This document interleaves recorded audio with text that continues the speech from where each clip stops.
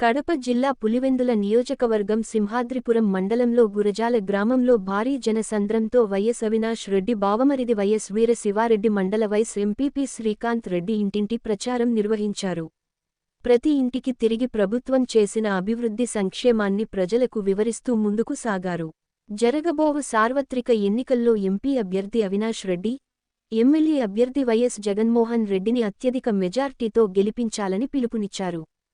అనంతరం వీర శివారెడ్డి, శ్రీకాంత్ రెడ్డి లు మాట్లాడుతూ వైఎస్ అవినాష్ రెడ్డి బామ్మర్ది శివారెడ్డిని ప్రతి గ్రామంలో తమ కుటుంబ సభ్యుల మాదిరి ఆదరిస్తున్నారని, అయితే గడప తొక్కినప్పుడు మా సొంత ఇంటి బిడ్డ మాదిరి ప్రతి ఇంట్లో వైఎస్సార్ సభ్యులం మనమందరమ్మని అనుకుంటున్నారని, ఎండలో కూడా ప్రజలందరూ ప్రచారంలో పాల్గొంటున్నారని, వైఎస్ కుటుంబ సభ్యులు ప్రజల గుండెల్లో ఉన్నారని, వైఎస్ జగన్ వైఎస్ అవినాష్ రెడ్డి చేసిన అభివృద్ధి ప్రజా సంక్షేమం వల్ల వైఎస్ఆర్సీపీకి 1,00,000 మెజార్టీ, వైఎస్ అవినాష్ రెడ్డికి 4 లక్షల పైగా మెజార్టీ వస్తుందని తెలిపారు.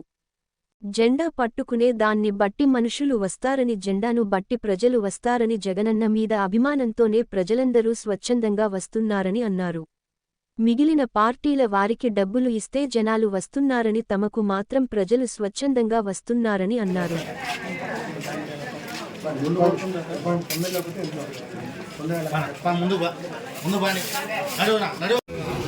ఇవాళ ప్రచారంలో భాగంగా సింహాద్రిపురం మండలం గురజాల గ్రామంలో మా యొక్క క్యాన్వాస్ జరుగుతూ ఉంది.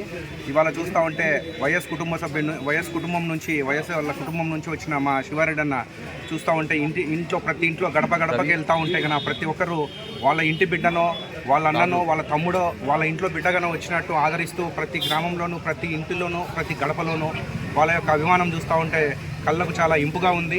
వాస్తవంగా మేము రాగానే గడపలోకి ఎంటర్ కాగానే అయ్యా మా బిడ్డనే వచ్చినాడు, మా కొడుకే వచ్చినాడు, మా సోదరుడే వచ్చినాడు అని అనుకుంటా ప్రతి ఇంట్లోనూ గడప గడపకు వైఎస్ అంటే మేమే, వైఎస్ వాళ్ళ కుటుంబ సభ్యులం మేము అని గంటాపదంగా ప్రతి ఇంట్లోనూ చెప్తా ఉంటే చాలా గర్వంగా ఉంది. ఇవాళ చూస్తూ ఉంటే కన్నా ప్రచారం ఎంత వాస్తవంగా టైం చూసుకోండి 12 అవుతా ఉంది. దగ్గర 45 డిగ్రీల టెంపరేచర్లోనూ కొన్ని వందల మంది కార్యకర్తలు కానీ, నాయకులు కానీ వాళ్ళు అసలు ఎండను కూడా కేర్ చేయకుండా, ఎండను కూడా ఇంత తీవ్రమైన ఎండను కూడా లెక్క చేయకుండా ప్రచారంలో పాల్గొంటున్నారని అంటే అర్థం చేసుకోండి. ఈ పులివెందుల కాన్స్టిట్యున్సీలో మా గురజాల గ్రామంలో అయితేనే కానీ, సింహాద్రిపురం మండలంలో అయితేనే కానీ యావత్ నాయకులు అందరూ వాళ్ళ కుటుంబంలో వాళ్ళు నిలబడినట్టు, అంటే వైఎస్ వాళ్ళ కుటుంబం ప్రతి ఒక్క కార్యకర్త గుండెల్లోనూ ఉన్నారు.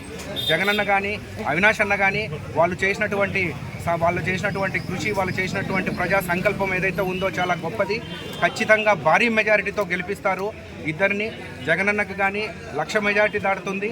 100% అవినాష్ అన్నకి 4 లక్షల మెజారిటీ దాటి ఇవాళ ముందుకు పయనిస్తూ ఉంటాం. ఇంకా ఇంతకంటే రెట్టింపు ఉత్సాహంతో పనిచేస్తాం.